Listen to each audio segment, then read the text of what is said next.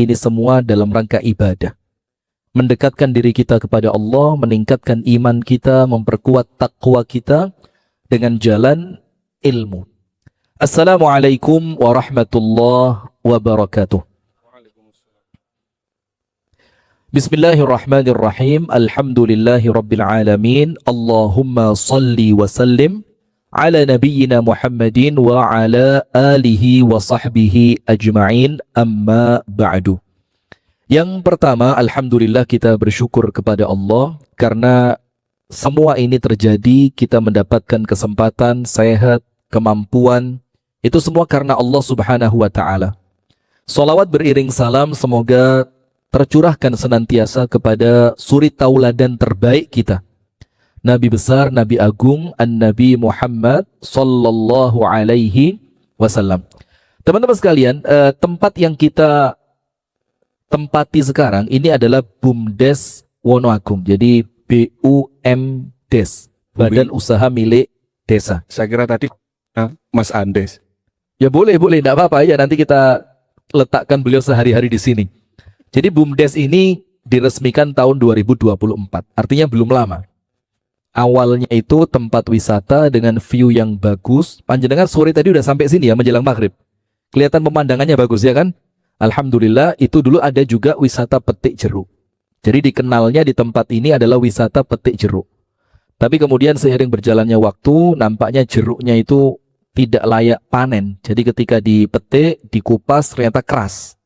Akhirnya branding wisata petik jeruk itu tidak berani lagi dimunculkan. Nah, qadarullah, alhamdulillah dengan izin Allah, ketika kita mulai merintis Pondok Rimba, jadi besok panjenengan sebelum pulang mampir dulu ya, biar lihat juga. Itu kita kerjasama dengan kepala desa, dengan Pak Sekdes, dengan warga sekitar. Salah satu yang diamanahkan itu adalah kerjasama untuk menghidupkan kembali BUMDes ini, Badan Usaha Milik Desa ini. Akhirnya kita komunikasi dengan Pak Andes, Pak Udin, Abu Sekha, dan teman-teman yang lain. Ya apa kalau kita bikin camping, dan alhamdulillah ternyata terlaksana di malam hari ini. Dan mudah-mudahan ini bisa berlanjut, kita bikin kurikulum. Jadi insya Allah nanti kurikulum poligami part 1, kurikulum poligami part 2. Jadi kalau sudah lulus 4 kali camping, insya Allah antum pulang meninggal dunia. Jadi istri itu langsung ngasih kopi campur sianida. Ini melo peng papat di sana ya. Kalau tidak segera diamankan, bulan depan berangkat ini. Nah, maka tentu tema-tema kajiannya juga nggak akan berat-berat lah, karena kita di sini kita mau seru-seruan tapi ada ilmu. Nah, sekarang yang disampaikan oleh Al-Akh Abu Shanum tadi tentang tidak takut gelap. Gelap itu kan yo macam-macam, artinya yo kalau dihubungkan dengan keadaan yang sekarang seperti ekonomi yang mulai nampaknya suram, kemudian harga bahan pokok yang juga tidak semurah sebelumnya, kemudian juga terjadi beberapa badai PHK di beberapa tempat, maka bisa diarahkan kata gelap itu ke arah rezeki. Nah, sebagaimana Al-Akh Abu Shanum tadi sampaikan mengenai bahwasannya cari rezeki dengan keras itu adalah ibadah. Jadi semangat serius dalam mencari rezeki, itulah agama Islam. Jadi justru kalau ada orang Islam males cari rezeki karena orientasi akhirat, maka malah salah jalan itu. Karena orientasi akhirat itu bukan berarti antum meninggalkan dunia. Maka Islam itu tidak membenci kaya dan orang kaya. Nah, cuma yang membenci kaya dan orang kaya itu kan biasanya wong melarat sing iri ya. Lah kata wong sugih kayak wah hubud dunia iki. Nanti wakarohiyatul maut, cinta dunia wedi mati. Yo bukan karena apa yo, karena dia qadarullah ndak kaya saja. Coba ngerti rasanya soge, itu ya maka enak. Maka saya punya satu teman, tapi mohon maaf ini yang sebelah sana ya, jangan dimasukkan hati. Itu pengusaha rokok. Kemudian kumpul dengan beberapa ustadz, diceritani rokok itu hukumnya begini. Walaupun ketua panitia Pak Andes tadi ya masih rokok, kita doakan dapat hidayah kan. Kalau tidak dapat hidayah ya mudah-mudahan malaikat maut segera datang saja. Oh ini smokernya banyak ini. Banyak. Bubarkan aja acaranya.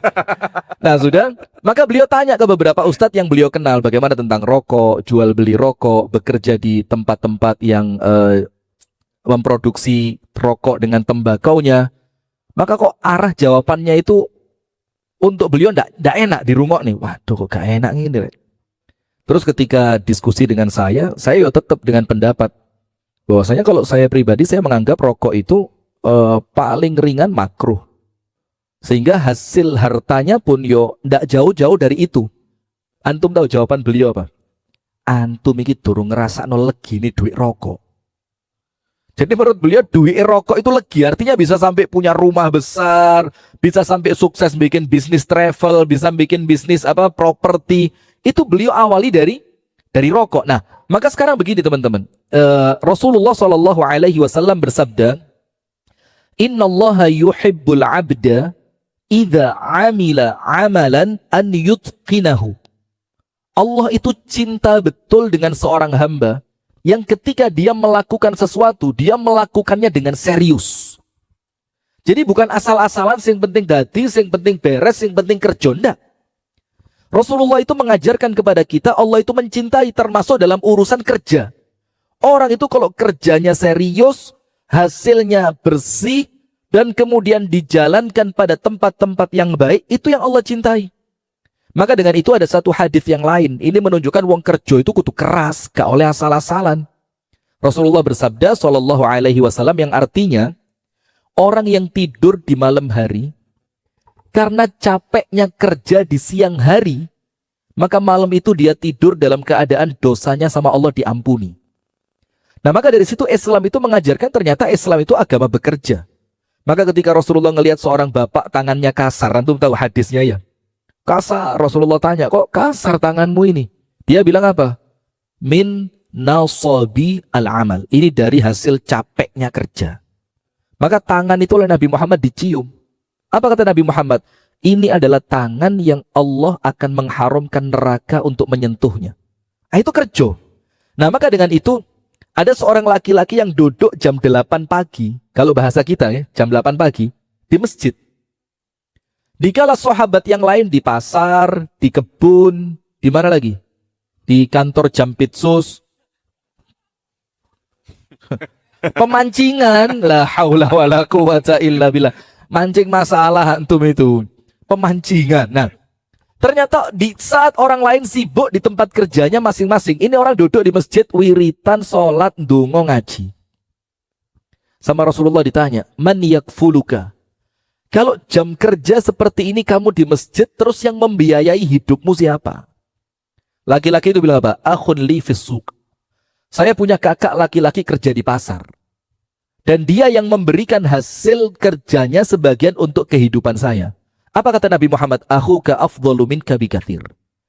Atau fima ma'nahu, dengan hadis yang semakna dengan itu. Kakakmu jauh lebih utama dibanding kamu yang sedang ibadah di masjid. Karena jam sekian ini ibadahnya bukan sholat.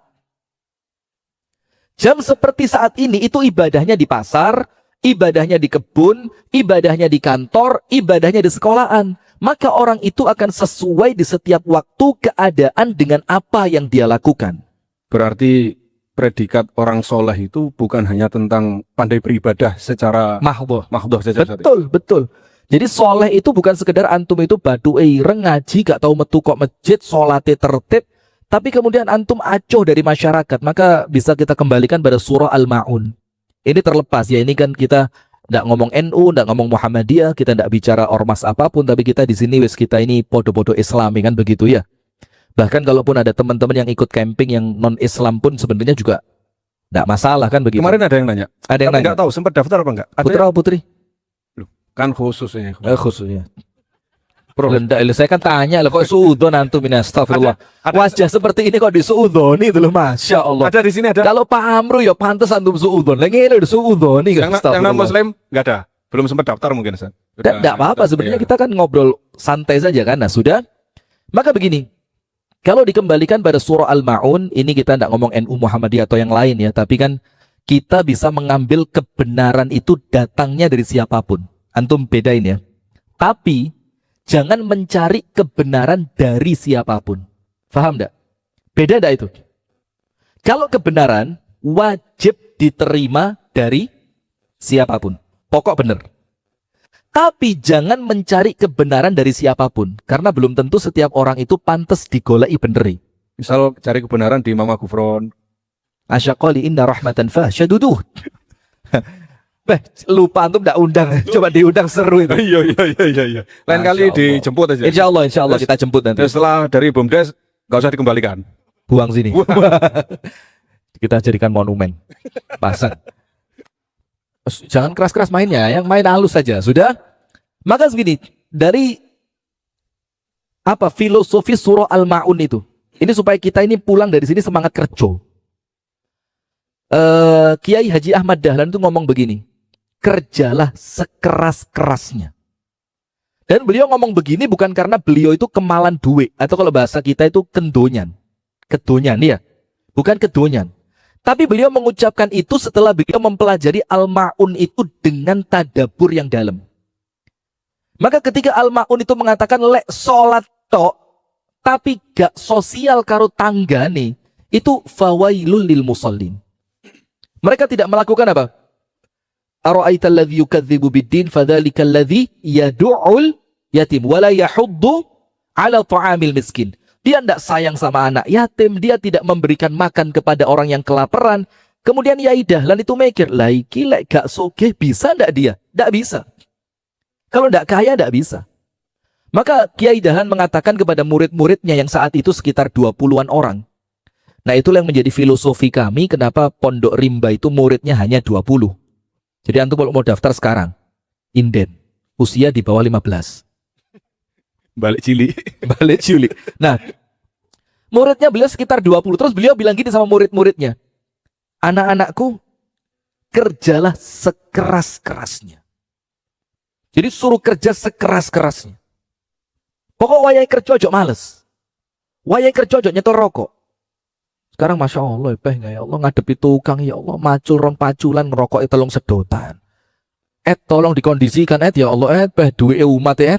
Ada saran Ustaz. Apa itu sarannya? Kerja sambil ngerokok itu disolasi aja.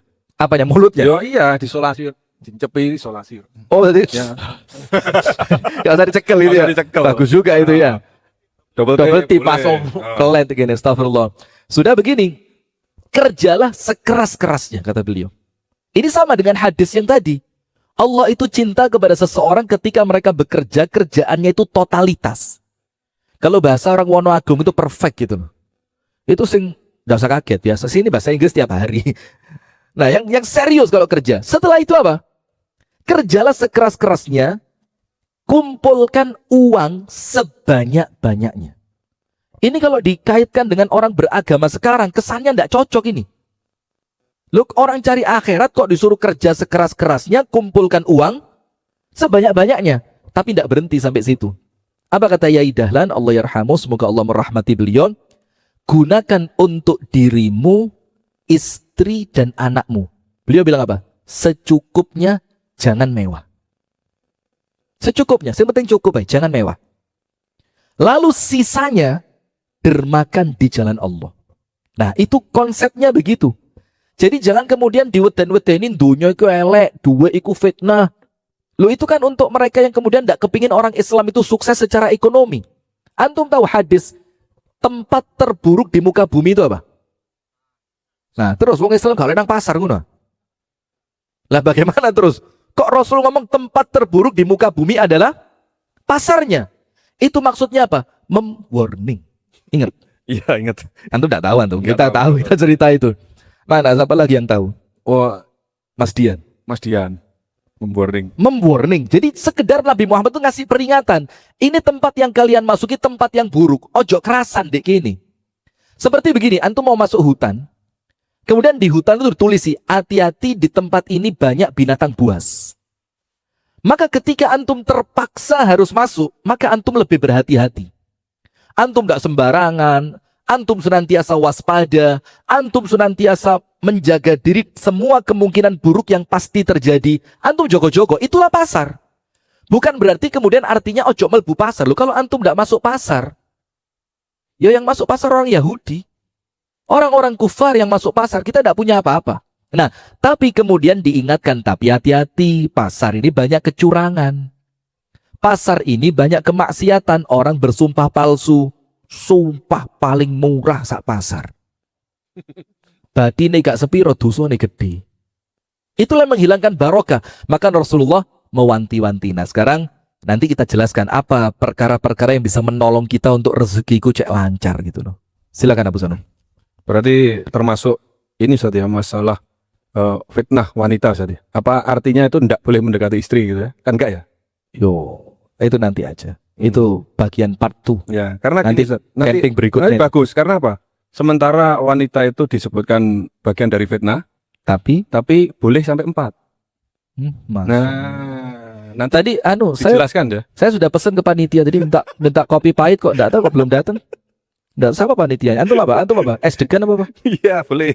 Saya boleh lah, saya es degan, boleh es degan. Prol, Ini silakan. Gimana? ada tambahan Ustaz. Iya, Terkait silakan. juga sejalan dengan prinsip Al-Maun tadi. Dia Ini ada satu ayat yang sangat menarik dari surah Al-Jumu'ah. Mungkin bisa kita bacakan ya. A'udzu billahi minasy syaithanir rajim. فَإِذَا قُضِيَتِ الصَّلَاةُ فَانْتَشِرُوا فِي الْأَرْضِ وَابْتَغُوا مِنْ فَضْلِ اللَّهِ وَاذْكُرُوا اللَّهَ كَثِيرًا لَعَلَّكُمْ تُفْلِحُونَ. Apabila salat telah dilaksanakan, bertebaranlah kamu di bumi. Carilah karunia Allah dan ingatlah Allah sebanyak-banyaknya agar kamu beruntung. Nah, ini yang sangat menarik adalah diksi sholat itu didahulukan, kemudian setelah sholat langsung disuruh mencari karunia Allah. Tafadhol. Naam. Itu dalam surah Al-Jumu'ah itu ada kisah awalnya. Kisah awalnya apa? Di awal-awal sholat Jumat itu ada. Tidak semua sahabat Nabi itu ngerti hukumnya bahwa sholat Jumat itu tidak boleh ditinggal. Maka ketika Nabi Muhammad khutbah Jumat, wa idza ra'au tijaratan aw lahwan faddu ilaiha wa tarakuka qa'ima. Ketika mereka itu pas sholat Jumat mendengarkan khutbahnya Nabi, ternyata kafilah dagang dari negeri Syam itu datang. Maka ketika kafilah dagang itu datang, mereka kan rebutan. Saya mau ambil ini, saya mau ambil itu, saya mau belanja ini, saya mau belanja itu. Apa yang terjadi? Itu Jumatan buyar. Para sahabat Nabi meninggalkan tempat sholat Jumat, meninggalkan Nabi Muhammad berdiri khutbah. Nah, padahal sekiranya mereka tahu apa yang ada di sisi Allah itu lebih baik. Nah, baru kemudian ayat itu kita baca. Wa idza qudiyatis salatu fantashiru fil ardi. Tapi nanti kalau Jumatannya selesai, bertebaranlah kamu di muka bumi. Wabtaghu min fadlillah, dan carilah karunia Allah. Wadhkurullaha katsiran, sambil banyak berzikir mengingat Allah, la'allakum tuflihun, mudah-mudahan perniagaan kalian menguntungkan. Nah, sekarang begini, ada satu ayat yang lain.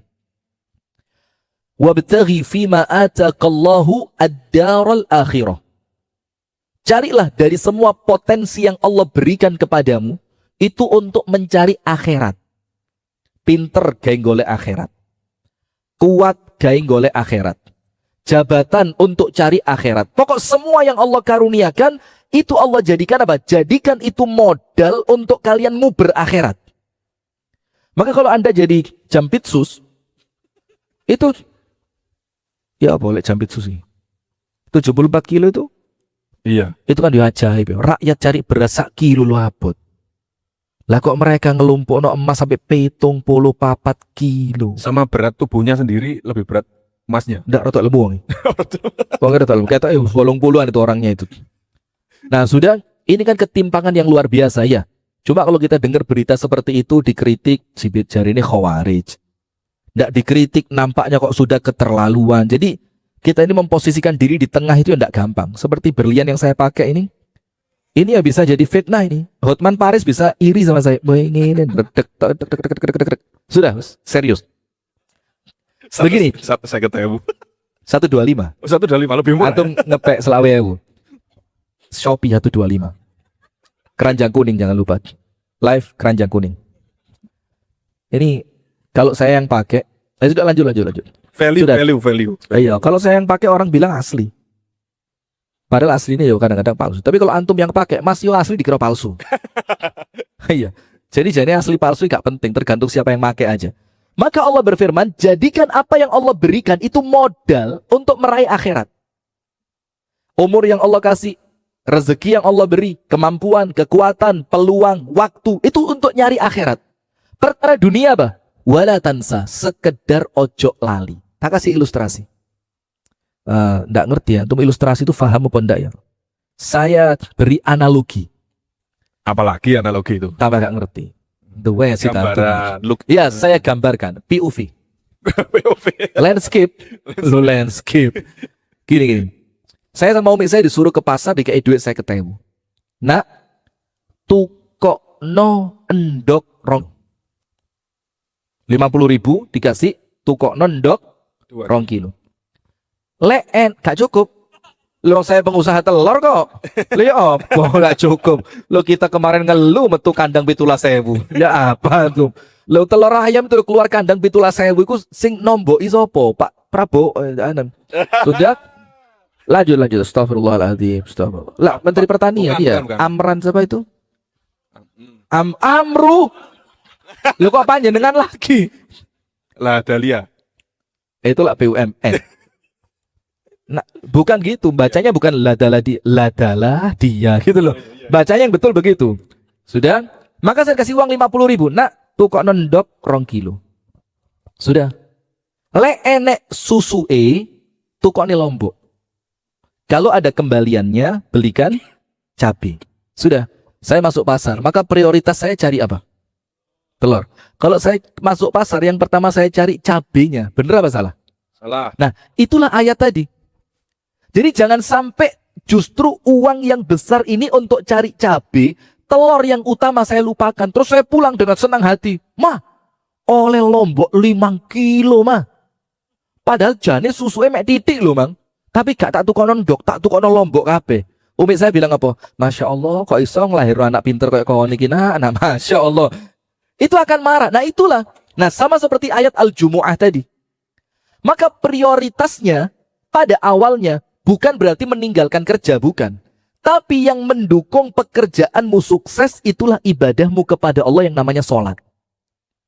Sekarang begini. Antum pernah dengar ceritanya Nabi Ibrahim meninggalkan istrinya dan anaknya yang baru lahir di satu lembah yang namanya lembah waktu itu namanya Bakkah. Waktu itu namanya apa? Bakkah yang sekarang Mekah itu kan. Tapi jangan dibayangkan Mekah yang sekarang ya. Tapi Mekah yang zaman itu di deskripsi mana? Nggak ngerti mereka apa tadi? Ilustrasi. Iya, gambarannya disebutkan dalam Al-Quran fi wadin. Wadin itu tempat yang tidak mungkin ada airnya. Ditambahi ghairi dzi zar'in, yang di tempat itu tidak ada tanaman. Tidak ada tanaman itu yang menggambarkan tidak ada air. Karena kalau ada air pasti ada tanaman, pasti itu. Karena waja'alna minal ma' kulla syai'in hayy. Dari air Allah ciptakan segala sesuatu menjadi hidup, dari air. Berarti kalau Allah katakan di suatu tempat yang tidak ada tanaman, berarti di situ tidak ada air. Fi wadin ghairi dzi zar'in 'inda baitikal muharram, tapi di tempatmu yang engkau sucikan ya Allah. Lalu doanya Nabi Ibrahim apa? Ini ninggal istri baru melahirkan anak, dan maaf jangan salah cerita, kaono. Nggak disangoni, nggak disangoni. Tapi antum baca di sejarahnya, sangunya itu apa? Satu kantong kurma yang itu habis dalam waktu kurang dari 3 hari. Dan sekantong air yang itu juga akan habis dalam waktu 3 hari. Bahkan disebutkan dalam sebagian riwayat, kurang dari 3 hari sudah habis. Nah, sekarang pertanyaannya Siti Hajar, setelah makanan dan minuman itu habis, mau kemana? Maka Nabi Ibrahim tidak meninggalkan mereka. Jasadnya meninggalkan, tapi nasihatnya yang mengikuti. Apa nasihatnya? Doanya Nabi Ibrahim, Rabbana liyuqimus shalah. Ya Allah, jadikanlah mereka mendirikan sholat. Bayangin, ini ninggal anak, ninggal istri, tidak ada makanan. Kalau kita doa kita pertama apa? Ya Allah, tolong mereka dikasih makan ya Allah. Berikan minum. Nabi Ibrahim tidak. Karena Nabi Ibrahim tahu dalam surat Al-Jumu'ah tadi, sholat itu yang narik rezeki. Antum tahu yang di TikTok lagi viral sekarang? Juragan kurma. Apa? Semua ngarap itu? Nasir. Kita kenal tuh, subhanallah. Nasir. Woi, sholat re. Kene iki kerja mek ngenteni sholat. Padahal kono kerjanya yang getu padahal. Antum ketipu sama kontennya dia. Nah, tapi memang Nasir itu terkenal dari dulu, masya Allah ibadahnya baik. Insya Allah yang dari Malang tahu lah, dia memang tokonya dia itu sewaktu nih sholat tutup. Ada yang beli, tidak ada yang beli, tutup. Bahkan antum kalau ke Embong Arab Malang itu jalan Kauman, Syarif Al-Qadri dan yang lain, itu saya pernah antri di toko plastik. Rame tokonya. Subhanallah, pas waktunya saya bayar, barang sudah di tangan saya. Tapi wayai bayar, azan. Dibilang apa? Habis sholat. Kalau tidak mau nunggu habis sholat, barangnya kembalikan, Anda cari tempat lain. Toko sebelah buka. Coba bayangin. Ini terkesan kalau kita tuku, lu kok sombong heran. Saya ini kan pembeli adalah raja. Tidak berlaku di situ. Diusir. Nanti kalau mau setelah sholat. Padahal barang sudah saya pegang. Duit tak kekno. Azan dibalik no duit. Nanti setelah sholat. Barangnya tinggalan di gini. Lek gak kanti tukuan di toko sebelah. Subhanallah sampai hari ini tokonya rame terus. Nah, maka Nabi Ibrahim itu tidak mengatakan kepada Allah, Rabbana anzil alaihim ma'idatan minas sama. Ya Allah, turunkan makanan dari langit. Tidak. Dalam keadaan Nabi Ibrahim tahu istrinya itu kan perempuan yang sifatnya lemah. Ini anak baru lahir. Ibunya masih capek, anaknya gak iso lapo-lapo. Yang didoakan apa? Rabbana liyuqimus shalah. Ya Allah, jadikanlah mereka mendirikan salat. Baru setelah itu, faj'al af'idatan minan nasi tahwi ilaihim. Jadikan hati manusia condong kepada mereka. Warzuqhum minats tsamarati la'allahum yashkurun. Dan berikan rezeki buah-buahan untuk mereka, mudah-mudahan mereka bersyukur. Nah, berarti dari ayat ini saja kita ngerti. Tafsir Al-Jumu'ah tadi, Jum'atan ose. Tapi mari Jum'atan kerja sing tenanan. Jangan mentang-mentang setelah sholat moro-moro gak kerja. Kipas. Ingat, antum bukan anaknya presiden. Yang ketika umur belum nutut bisa merubah undang-undang. Antum bukan anaknya presiden. Anak saya itu yang... Iya. Ya udah tahu. Kok kaget? AI itu penting. AI itu penting. Maksudnya apa ini? Coding AI itu kan. Saya malah gak nyambung ya. Yang mempromosikan AI sama coding kan. Iya. Benar. Loh, ini tahu semua kok. Iya, ya Allah. Saya ini pura-pura enggak tahu, cek ketoro ustaz tenanan gitu. Sudah, Berarti, maka begini, ya Pak Iwan. ya. Kalau tadi membahasnya habis Jumatan silakan bertebaran, berarti kalau kita di kehidupan sehari-hari itu setelah sholat subuh begitu mungkin Ustaz ya. Iya, sudah harus siap kerja.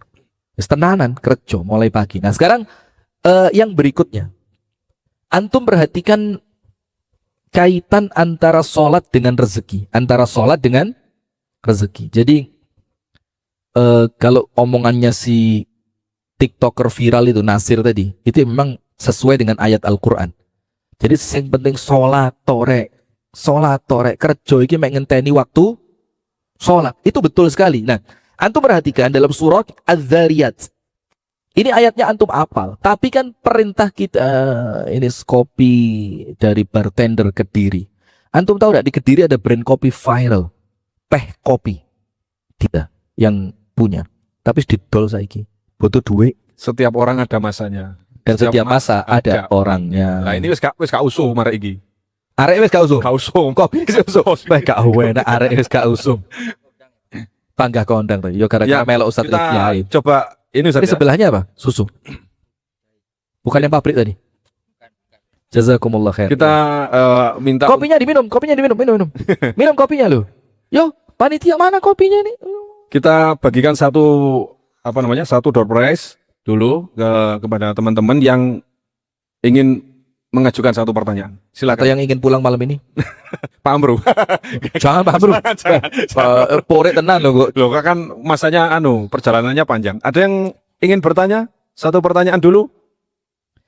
Monggo silakan. Oh, iya. Masya Allah, ini jelas berat ini. Wajahnya udah kayak mau curhat berat ini. Langsung aja ya ini ya Ustaz. Yang mana Iya. dipilihkan Ya, boleh? monggo. Ini Terserah, bebas ya. Monggo langsung aja. Assalamualaikum warahmatullahi wabarakatuh. Waalaikumsalam warahmatullahi wabarakatuh. Alhamdulillah bisa ketemu lagi sama Ustadz Rifki. Alhamdulillah. Saya Dono Ustadz dari Surabaya. Alhamdulillah. Biasanya juga ikut jamaah Ustadz di Nur Solihin. Terus sudah pernah nanya ke Ustadz untuk Kalau undang gimana tuh diserahkan ke Abu siapa itu lupa tapi Ini orangnya Abu Sanum ini. Nggak dibalas WA-nya, Pak. iya sudah hampir 1 tahun Ustaz. Anda punya waktu dan tempat yang pas ini, Pak. Marahin, Pak. Tapi ini saya kejar terus Ustaz sampai dapat nanti jadwalnya. Nggak apa-apa. Saya kira pertanyaan saya itu nyambung tadi yang disampaikan sama Abu Sano terkait dengan gambaran 2030 itu kok gelap seperti itu. Jadi saya ada beberapa analogi lagi. Gambaran dari beberapa kajian yang saya pernah ikuti ya. Jadi kalau gelap itu kan kalau kita diislamkan tetap kita itu gimana jalurnya ke surga Ustaz. Jadi yang jalur A itu ada menggambarkan itu ke surga itu gampang gitu. Kalau kita minum kopi tadi 3.000 di warung kita syukur, alhamdulillah nikmat. Setelah itu kalau kerjanya kita niat ibadah, nggak perlu terlalu tadi ngoyo gitu-gitu, enggak. Yang penting kita sudah ikhlas. Kemudian syukur ya, ridho itu sudahlah kita istiqomah di situ itu insya Allah bisa ada seperti itu. Ada yang menggambarkan juga itu surganya itu jangan dibuat gampang gitu. Kalau ada gambaran harga tanah di Masjidil Haram di Mekah itu berapa itu sampai beberapa juta rial dan yang lain juga kadang kita haji pun dengan antrian belasan puluhan tahun juga belum tentu diterima gitu loh. Di satu sisi di propagandanya ini ya, agama lain itu apapun Yesus penolong, Yesus ke ini gitu loh. Pulang ke rumah. Iya, pulang ke Bapak. Jadi yang kita ambil jalur itu jalur yang mana? Ini jalur yang syukur, yang istiqomah, yang ringan-ringan saja tapi kita tetap ini ya istilahnya tetap kita istiqomah di situ sesuai kemampuan kita, atau kita jalan yang tantangannya luar biasa itu jadi kita jalur tengah atau jalur seperti apa ya, karena hidup kita bukan di Mekah di Indonesia yang heterogen seperti ini, dari kasus ke kasus, dari berita hitam ya banyak hitam berita gelapnya seperti itu. Jadi mohon Ustaz itu kita ambil jalur yang mana ya biar tetap sesuai dengan kemampuan kita itu bisa istiqomah sesuai dengan apa ya orang sesuai dengan kita ya orang-orang Indonesia seperti itu Ustaz dari saya. Matur nuwun. Assalamualaikum warahmatullahi wabarakatuh. Waalaikumsalam warahmatullahi wabarakatuh. Ini pertanyaan keren ini. Simpel pertanyaan beliau itu surga jalur WNI. Jadi ngomongin ngono cuma kamu langsung teleng. Langsung teh. Nah intinya bukan itu, intinya antum di WA gak dibales itu loh. Ya, nanti Itu saya balas. pertanyaan kan selingan dong. Dilek guyung ngomong agak seneng di bahagia. Begini, Allah itu maha adil.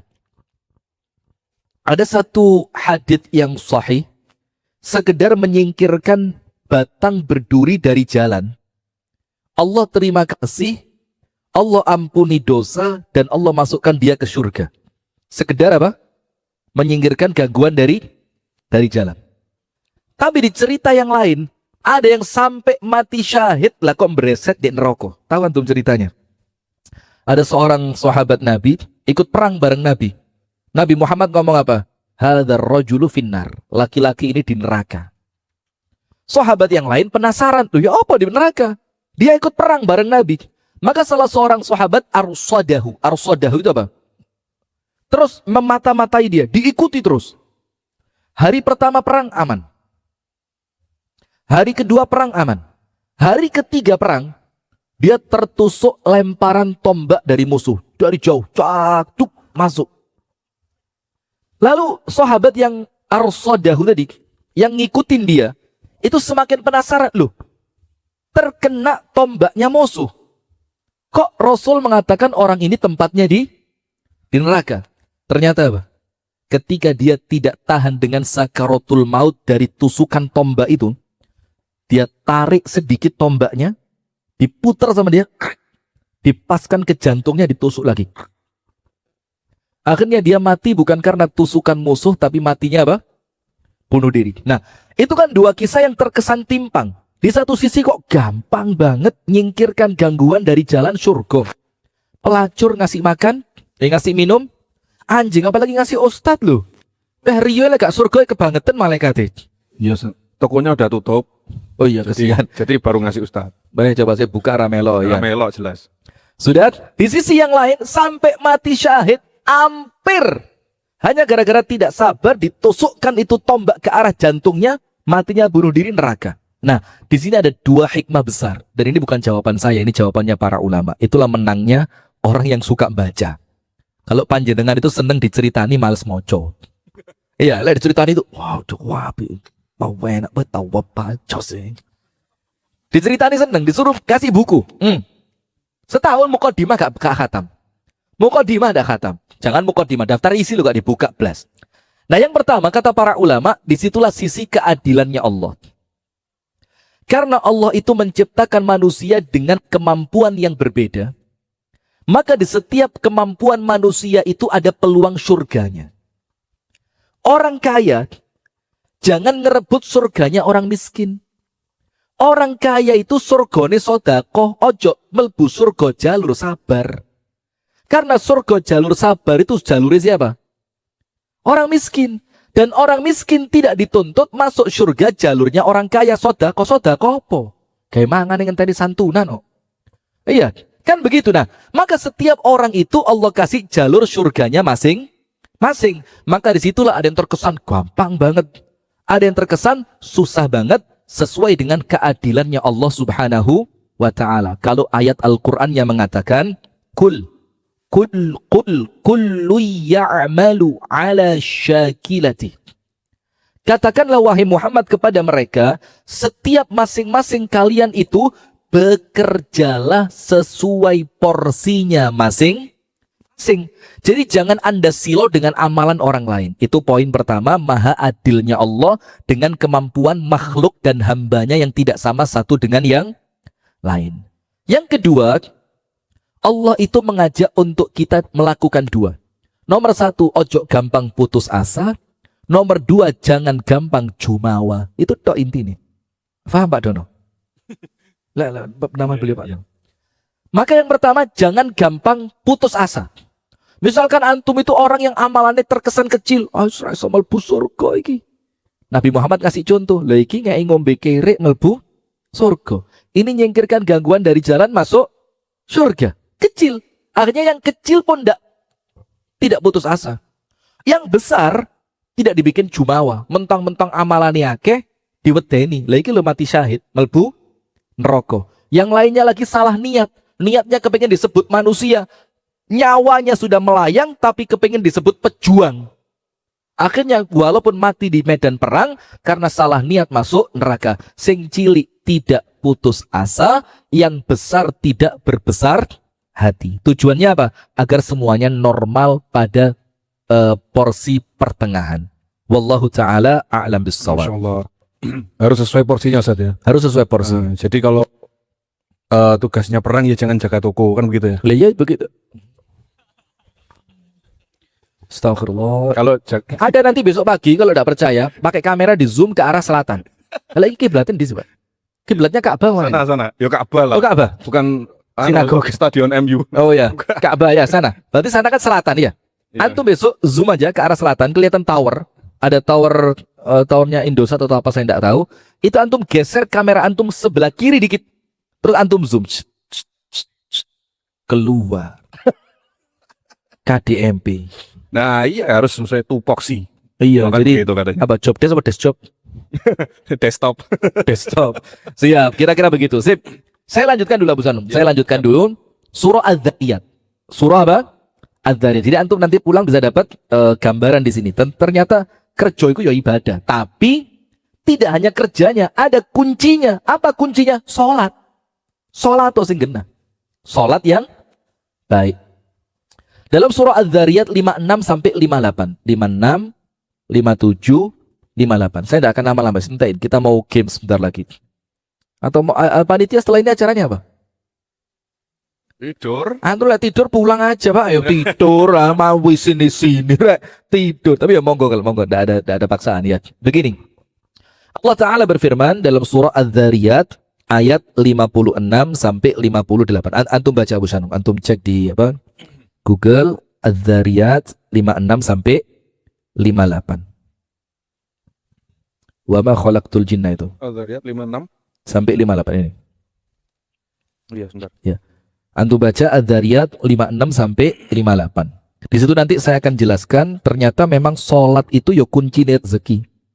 Sholat itu kuncinya apa? Rezeki.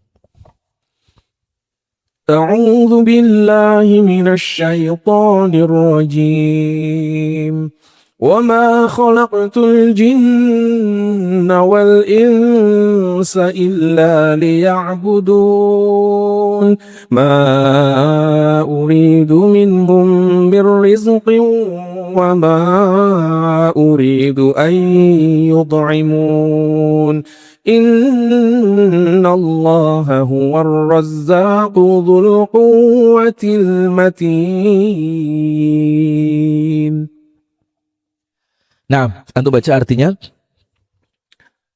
Aku tidak menciptakan jin dan manusia melainkan agar mereka beribadah kepadaku. Aku tidak menghendaki rezeki sedikit pun dari mereka dan aku tidak menghendaki agar mereka memberi makan kepadaku. Sungguh Allah, dialah pemberi rezeki yang mempunyai kekuatan lagi sangat kokoh. Baik, antum perhatikan 3 ayat ini aja. Yang pertama, Allah tunjukkan kepada kita apa sih fungsi kita diciptakan di dunia ini. Kita diciptakan untuk ibadah. Maka sekarang PR saya dan panjenengan semua sama. Setiap aktivitas yang kita lakukan harus ketemu nilai ibadahnya. Karena kita diciptakan untuk apa? Ibadah. Antum olahraga, opo ibadai olahraga ini? Antum rekreasi, Cuci apa? mata. Cuci mata. Apa tadi? Kan ditanya, Enggak, saya ngomong apa kok cuci mata? sisi ibadahnya olahraga apa? Cuci mata jauh. Beh lanang tenan asli. Iya, Lanangane Wis bener- jaga. Wis bener. Masya Allah. Wis bener khusus ikhwan ya wis bener iki wis. Oh Pak Amru tadi. Oh iya Pak Amru gini-gini Oh, iya. apa? Gini-gini Pak Amru. Masya Allah sampai detail banget ya Pak Amru. Merawat, Ketoknya gak nggawa sih gue mandek gitu. Kok detail banget sampai ngene-ngene gitu loh. Sudah. Maka ketika antum silaturahim, ketemu apa ibadah? Ketika antum kerja, ketemu apa ibadahnya? Ketika antum mandi, antum makan, antum tidur. Semua aktivitas 24 jam harus ketemu nilai ibadahnya. Setelah itu Allah bilang apa? Wa ma khalaqtul jinna wal insa illa liya'budun ma uridu minhum min rizqin. Saya tidak minta rezeki sama kalian, kata Allah. Beda dengan agama non-Islam. Maaf ge. Ini kita bukan kemudian underestimate, you understand? Yes, toh understandnya gak paham. Underestimate itu merendahkan ya. Kita tidak merendahkan, tapi kita mau tunjukkan bahwa agama kita itu agama yang hak. Tidak ada dalam agama Islam itu kemudian apa ya bahasa itu sajen atau kemudian ngasih kepala Pak Jokowi. Yo kok pas dipilih ke sapi ireng itu lah yo tendensius ngenyek PDI gitu. Sudah, tidak ada dalam Islam. Maka Allah tegaskan Allah tidak minta rezeki. Tidak. Kemudian apa? Wa ma uridu ayyut'imun, dan aku tidak menginginkan mereka ngasih makan aku, kata Allah.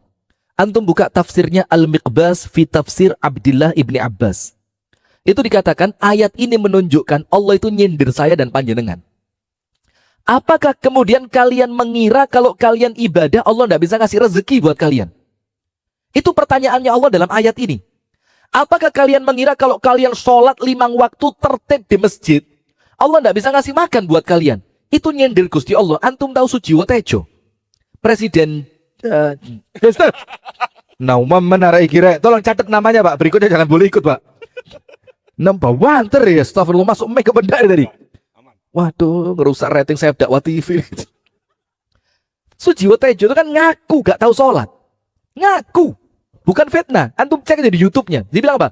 Semua ajaran Islam itu saya lakoni. Poso saya poso. Tirakat saya tirakat, melek bengi saya melek bengi, wiritan saya wiritan, cuma satu yang enggak, saya enggak sholat, kata dia. Sekarang begitu. manusia sekelas Akhuna Sujiwo Tejo Al-Mukarram ini, Al-Hajj Al-Alim Al-Allamah ini, itu ngomong begini, tidak perlu dengan menginjak-injak Al-Quran untuk kalian merendahkan Allah. Gak perlu dengan cara itu. Cukup kalian ragu menemangan opo, itu merendahkan Allah. Sujiwo Tejo loh Pak, nggak melok camp fun with Ustadz Rifki loh. Nggak melok loh Pak. Itu pun ngerti, cukup antum ragu menemangan opo, itu menghina Allah itu. Nah, maka dengan ayat wa ma khalaqatul jinna wal insa illa liya'budun ma uridu minhum mir rizqin wa ma uridu ayyut'imun. Kata Abdullah bin Abbas, kalau ada orang ibadah kemudian bingung ibadahku ngerusak rezeki, itu menghina Allah Ta'ala. Dilanjutkan sama Allah di ayat berikutnya, innallaha huwar razzaq. Dialah Allah yang maha memberi rezeki. Dialah Allah yang maha memberikan rezekinya kepada kalian. Dzul quwwatil matin, yang memiliki kekuatan yang paling kokoh. Nah, Abdullah bin Abbas bilang apa? Dalam ayat ini jelas, kalau orang itu ibadahnya sempurna,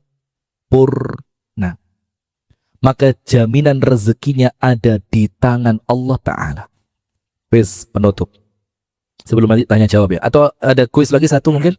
Kuis satu ya. Ini buat besok lagi, cimit-cimit ya. Oh iya ya. Sekadung di sekadung. Satu. Panduan ilmu tajwid. Oke. Sing durung iso ngaji angkat tangan. Udah semua, alhamdulillah. Ganti yang lain. Ya, satu pertanyaan. Oke. Sing meso tadi. Hah? Sing meso tadi. Meso. Wah, bukan tidak sengaja, emang ketoro lek refleks emang. Ketoknya gelek bisa. Fase lho, Pak. Baik, nun sewu. Assalamualaikum warahmatullahi wabarakatuh. Waalaikumsalam warahmatullahi wabarakatuh. Kebetulan nama saya juga Rifki, Ustaz. Astagfirullah. Dari Malang, Ustaz. Kok yo wani sampean, Mas? Masya Allah. Monggo Ustaz, monggo. Oke. Tadi sempat ada bahasan juga, Ustaz, dan disampaikan bahwasanya apapun yang kita lakukan ini kan kalau bisa bernilai ibadah, Ustaz. Nggih. Nah, ini saya ada satu pertanyaan topik yang mungkin membuat kita senang begitu, Ustaz. Jadi gini, Ustaz. Suatu ketika ibu saya itu melontarkan statement yang menurut saya cukup membagongkan. Beliau kira-kira bilangnya seperti ini, Ustaz. Mas, ini saya mengutip Nggih. katanya beliau. Mas, suatu ketika kalau mama melihat kamu itu mampu, kon tak kongkon poligami, Mas, gitu. Ustaz. Ijo libu oleh. Ngaten, Ustaz. Lah itu sampai sekarang saya terngiang. Sekarang saya terngiang dan pertanyaan saya ini gini, Ustaz. Pada titik mana kita dikatakan mampu dan pada titik mana kita hanya sekedar nafsu, Ustaz? Iya, ini batch 2 ini. Nah, itu, Ustaz. Nggak bisa Karena tadi sekarang, sempat bisa. disinggung juga. Ya nemen, ini bukan disinggung, memang naluri metu terus ini, Pak. Gak digawe-gawe itu. Iya. Monggo Ngaten, Ustaz. silakan. Nggih, Ya matur nuwun, Ustaz. Rabbi, ya Rabbi. Nggak bisa Ustaz, batch itu nggak bisa. Nggak bisa. Karena batch itu mintanya istrinya ikut. Yalah.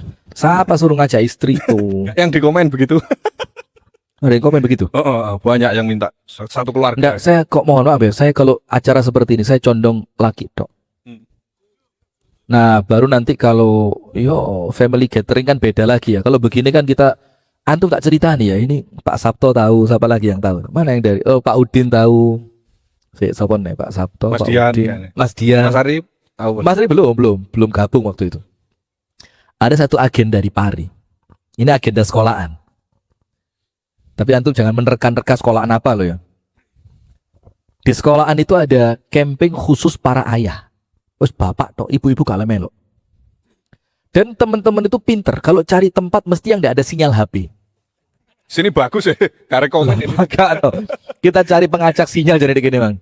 Yang tidak ada sinyal HP. Antum tahu, mobil baru parkir. Tolong kamera disesuaikan. Wajah para laki-laki ini sumringah kabeh. Saweneng mukanya HP karena sinyal itu kok bahagia deh wajah.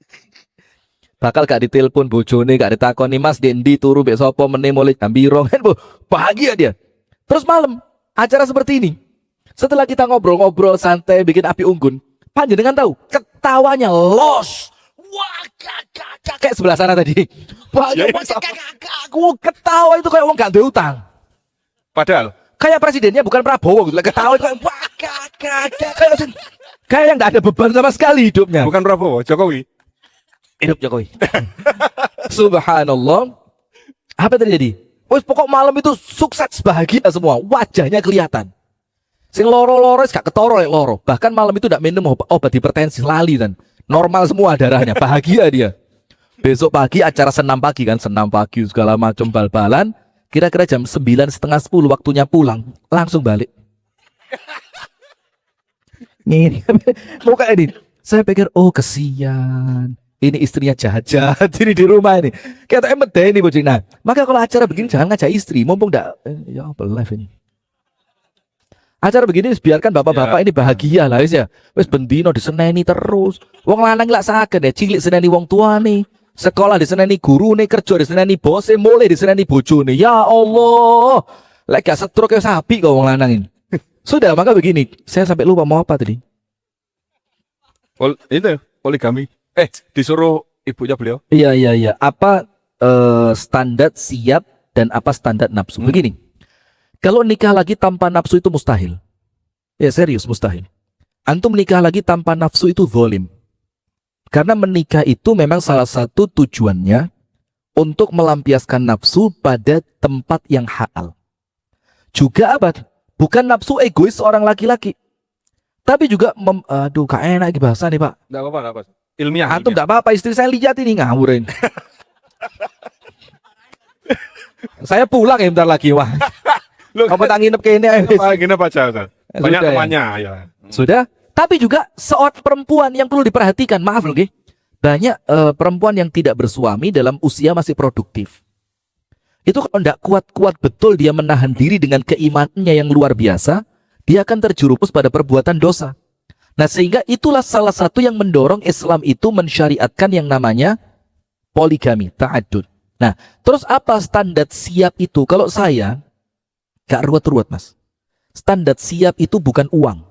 Karena tidak ada urusan nikah dengan uang itu tidak ada. Karena orang yang datang dalam kehidupan kita itu masing-masing bawa rezekinya sendiri. Gila bang? Termasuk anak yang lahir, istri yang datang, itu semua bahkan tamu. Antum tahu salah seorang ulama dari kalangan tabi'in. Astagfirullah, saya lupa namanya. Kalau saya tidak salah, Sa'id bin Musayyib.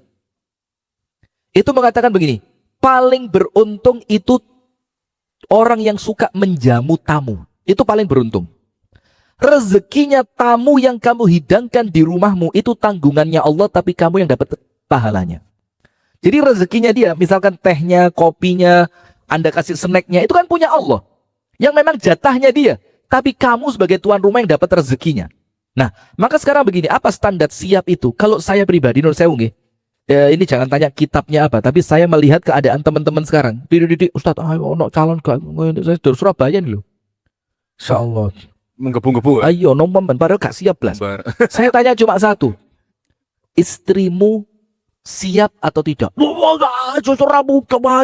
Wakil, saya bilang kalau istrimu belum siap, kamu belum siap. Karena poligami itu bukan cuma kita dengan istri kedua, ketiga, atau keempat. Bahkan reshuffle. Nah, kalau gak ngerti ya. Bahkan reshuffle. Tapi menikah lagi itu antara istri kita yang berikutnya dengan istri kita yang sebelumnya. Itu harus ada apa namanya? Koneksi. Dan istri. Iya.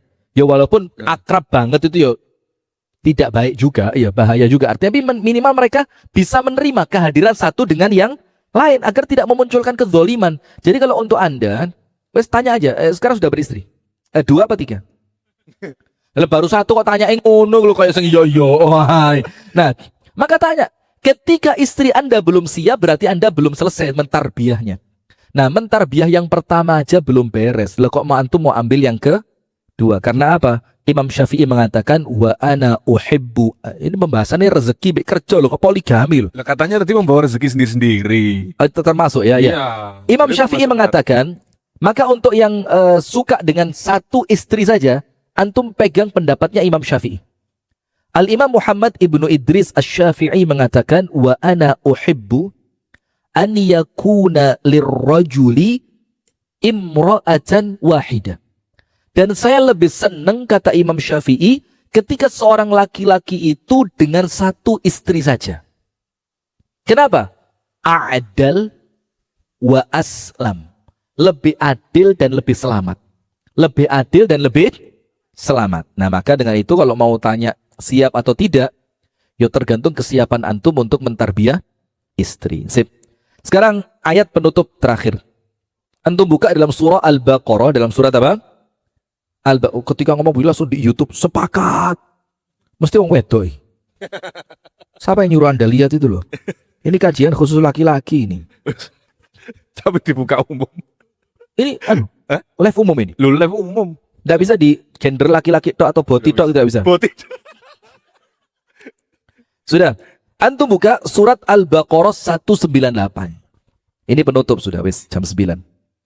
Antum baca Al-Baqarah 198. Cari di sini. Iya. Karena kalau dia yang baca suaranya enak, kalau saya waduh.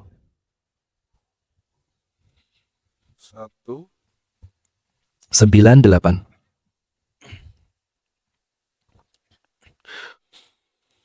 أعوذ بالله من الشيطان الرجيم ليس عليكم جناح أن تبتغوا فضلا من ربكم فإذا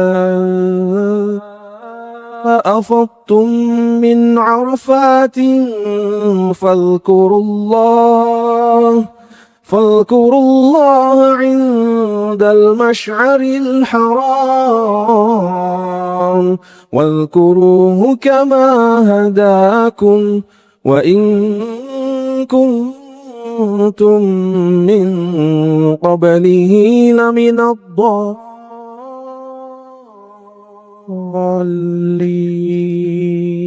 Antum tambah Toha 132. Toha 132. Surah Toha 132. وأمر أهلك بالصلاة واصطبر عليها لا نسألك رزقا نحن نرزقك والعاقبة للتقوى. Baik. Ini ayat penutup. Jadi artinya mau tidak mau rezeki itu ada keterikatan yang sangat kuat dengan sholat. Sangat kuat sekali dengan sholat. Maka dalam surat Toha 132, Allah bukan cuma nyuruh kita sholat. Tapi Allah nyuruh siapa? Wa'mur ahlaka bis sholat. Perintahkanlah keluargamu untuk sholat. Keluargamu di sini siapa? Istri dan anakmu. Kalau kita nyuruh mereka sholat, berarti kita sholat apa enggak? Ya jelas sholat. Baru setelah itu Allah berfirman, La naz'aluka rizqah. Saya tidak minta rezeki sama kalian. Justru nahnu narzuquk. Justru aku, kata Allah, yang ngasih rezeki buat kalian. Wal aqibatu littaqwa, dan kesudahan yang baik untuk orang bertakwa. Nah, kembali. Ketika Allah perintahkan kita untuk nyuruh keluarga kita sholat, Allah kaitkan itu dengan rezeki. Sama Abdullah bin Abbas mengatakan, orang yang di rumahnya tegak urusan sholat, rezeki ini lancar. Nah, maka dengan itu rezeki itu tidak hanya datang dengan kerja. Maka kemarin kita posting A'agim itu. A'agim bilang kerja aja. Kerja itu bukan cari uang, kerja itu ibadah. Mengenai uang, Allah bisa datangkan tanpa kerja. Iya apa enggak? Ada yang cuma maklar kasus tok dapat 74 kilo. Ada yang kemudian apa lagi ya? Enggak ada kerja. Wapres kerja apa enggak? Kerja dong. Kerja ya? Kerja. Kerja apa kerjain? Kerja. Edok. Nah, sehingga Allah katakan apa? Perintahkan keluargamu untuk sholat. Jadi ngomong sama istri, bojoku sholat, anakku sholat. Dan dia juga sholat. Baru Allah bilang, kami tidak minta rezeki, justru kami yang ngasih rezeki. Abdullah bin Abbas mengatakan, keluarga yang qaimatun as-salatu fiha. Sholat itu tegak di dalam rumah itu. Maka Allah akan menjamin kelancaran rezeki mereka. Nah, itu jadi sedikit yang saya sampaikan. Saya tutup dengan satu kisah ya. Saya tutup dengan satu kisah. Sebelum saya ceritakan kisahnya, mungkin ada pertanyaan dulu, enggak apa-apa? Ya. Ini ada yang mau bertanya? Satu pertanyaan. Oh, oke. Langsung. Antum kalau cari Iya kan? penanya itu yang wajahnya ajaib. Oh, Ustaz, jangan Ustaz. Masya Allah. Ya? Silakan. Nggak boleh Ya, ini? boleh, boleh, Nggak boleh, boleh, boleh. Guys. Ini yang mana, Ustaz? Dipilihkan. Antum aja yang pilih, boleh, Oke. boleh. Terserah antumnya. Oh, selain ini. Oh, ini dari antum? Balik. Lo. Loh, Panitia rek Ini. konangan. Saya. Tadi matahari tenggelamnya gimana? Bagus. Bagus. Sunsetnya bagus ya? Kasembon. Kasembon Pride. Silakan Ustaz. Assalamualaikum warahmatullahi wabarakatuh. Waalaikumsalam warahmatullahi wabarakatuh. Perkenalkan saya Ardi dari Blitar. Nggih. Bertanya gini Ustaz, saya kan kerja di bidang percetakan. Iya. Waktu itu ada orang yang salah satu mencetak untuk KTP palsu. bukan untuk perjudian, untuk judi kayak main apa itu? Bukan. Ular Papan itu loh yang kayak otok ya namanya otok. Oh apa iya, gitu. judi otok ya. Iya. Itu menurut Ustaz itu perlu kita cetak atau Perlu seperti ditingkatkan apa? itu saya. Astagfirullahaladzim. Begini. Itu ada jelas pendapat dari ulama. Ini berbeda dengan pisau. Kalau pisau itu kan benda yang tidak ada hukumnya. Tergantung pisau itu dibeli untuk apa. Dan seorang penjual tidak perlu tanya, ini pisau mau kamu pakai apa? Tidak boleh malah. Kita hanya husnudzon, kita jual beli, yang kita niatkan apa yang kita jual mendatangkan manfaat. Tapi ketika apa yang antum jual itu berpotensi mudorot, seperti moro-moro tuku potas. Ngerti potas? Iya, tahu. Tiba-tiba beli sianida. Jadi kopi Mirna itu. Ini ada sianida. Antum dilungkas. Karena tidak langsung, efeknya 2 jam ke depan. Nah, sudah, misalkan beli sesuatu yang memang potensial untuk keburukan. Maka kata para ulama, wajib ditanya. Itu kalau ada kemungkinan untuk keburukan. Nah, seperti yang antum lakukan mencetak alat untuk judi otok, itu bukan potensial, memang untuk keburukan. Maka jualnya haram. Jualnya apa? Haram. Maka dalam Islam ada kaidah, apa yang haram dimakan, haram diperjualbelikan. Dan apa yang haram dilakukan, haram pula menjual fasilitasnya. Paham enggak? Jadi ketika ada babi hukumnya apa? Haram. Maka jual beli babi haram. Kalau aktivitas itu apa? Judi haram apa enggak? Haram. Berarti menjual rumah untuk kasino. Dono kasino. Nah, untuk kasino hukumnya apa? Haram. Halal ya apa? Penyusup. Nah, maka juga haram. Nah, maka seperti antum tadi itu tidak meragukan, itu hampir pasti. Nah, sehingga dari situ maka disebutkan oleh para ulama maka wasilah yang mengantarkan pada perbuatan haram, wasilahnya pun hukumnya haram. Nah, berarti sekarang uang yang antum terima waktu itu uang haram, Mas. Maka gaji bulan itu serahkan di sini sekarang. Buat nyumbang BUMDes ini loh. Karena buat pondok ya gak oleh, tuas gak barokah pondokku. Antum sedekahkan buat pembuatannya. Mana? Sekarang ada apa? Kenapa? Yo terang-terangan saja. Cuma terang-terangan, jangan kemudian mau haram tuson rokok ya dia. Maksudnya, oh mohon maaf Mas, saya tidak nyetak yang semacam ini. Gitu aja. Gitu ya. Jadi jangan dilakukan. Wallahu a'lam bishawab. Sebelum closing statement, mungkin pertanyaan akan dilanjutkan besok subuh ya, karena sebentar lagi ada sesi lanjut. Iya, kita mau bakar-bakar ya. Ini satu hadiah lagi, tapi dari kuis ya. Kita akan bacakan kuis. Ini mohon didengarkan baik-baik. Jadi ada satu sahabat Nabi SAW yang langsung mengiyakan ya ketika terjadi Isra Mi'raj. Nah, siapakah nama kepala desa Wonoagung. Wonoagung? Lagi Pak Isra Mi'raj maksudnya apa itu? Lah kan saya bilang dengarkan dulu baik-baik. Oh iya. Orang ngancem kasih tuh. Masya Allah. Antum tahu rasanya punya asisten model begini. Jadi kalau Pak Dono cuma tidak dibalas WA-nya masih lumayan. Saya tiap hari kumpul orang ini. Ada yang tahu tadi? Tadi mengenalkan diri gak, Ustaz? Waduh. Jangankan ini, saya aja enggak tahu. Apa Ini ini? Pak Lurahnya ada itu makanya. Ada. Ada Pak Lurahnya. Lah itu mendengarkan beliau. Hati-hati antum, ayo. Kalian boleh antum. Kau nungguk gini setahun nih. Apa ini pertanyaan? Gini aja udah. Gimana Ustaz ya? Sebutkan enggak. Apa ya antum jelas antum. Loh, Ya, nama pondok. sebutkan nama pondok yang sedang kita rintis. Bukan nama sebutan ya, nama asli. Nama asli pondoknya, aslinya iya. pondoknya. Karena ada 2 nama ya. Ada 2 nama. Tulisan nih. Enggak ada. Bukan yang itu, yang asli. Di nama asli. Yang nama asli Pondok Rimba Wonoagung itu apa? Oh, ada yang tahu. Ada yang tahu ternyata Ustaz. Panitia cocok. Insya Allah kalau bukan salah asrama Umar Syarif.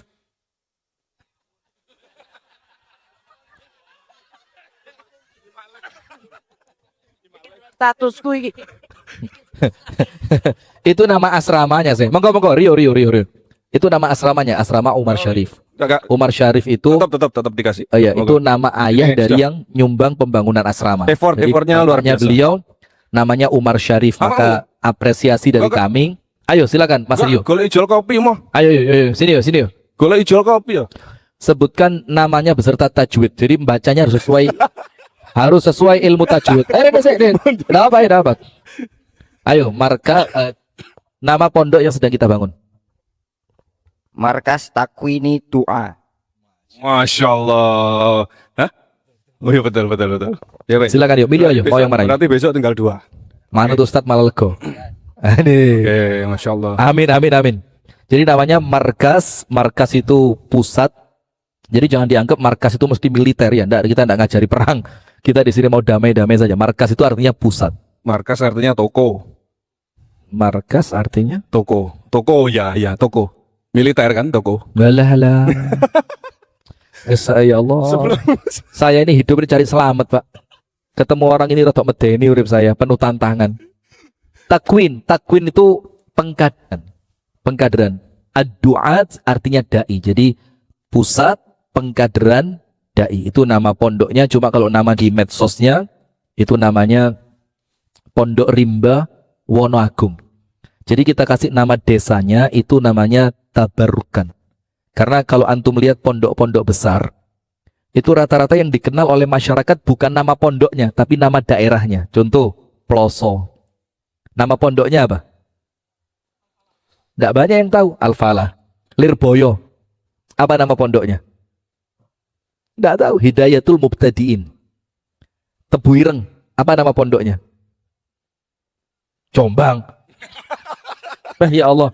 Itu semua nama-nama daerahnya. Nah, maka tabarukan dengan nama Wonoagung itu, sehingga nanti harapan kita nama desa ini yang terangkat. Dari mana? Pondok Wonoagung, sehingga nama desanya juga dikenal dan mudah-mudahan mendatangkan kebaikan. Baik, sudah cukup Syekh Abu Sanum, barakallahu fiik. Masya Allah, tabarakallah. Terima kasih Ustaz atas nasihat yang diberikan pada malam hari ini. Insya Allah cukup untuk menghangatkan suasana di malam yang semakin dingin ini.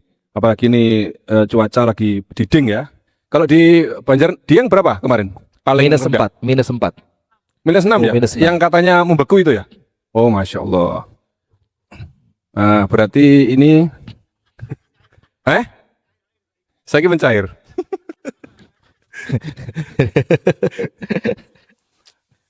Tadi ada di daftar ada nama Pak Arif Kamra. Apa beliau hadir apa enggak? Pak Arif jadi hadir, Pak Arif Kamra Gria Lansia. Enggak berarti. Berhalangan? Mungkin Berhalangan, agak ya? malam, bisa jadi agak malam. Bisa jadi agak malam. Baik, kita kembalikan ke panitia ya. Kita kembalikan ke panitia. Ya, untuk itu kita tutup dulu saja sesi kita di sini. Ada kurangnya, ada sesuatu yang kurang berkenan, kami mohon maaf yang sebesar-besarnya. Untuk sesi tausiah kita akan ketemu kembali di besok Ba'da pada sholat subuh. Kami serahkan sepenuhnya kepada Mas Andes atau Mas Udin. Silakan. Atau bahkan ini beliaunya yang tadi sempat buka acara. Oh, iya. Tafadhol.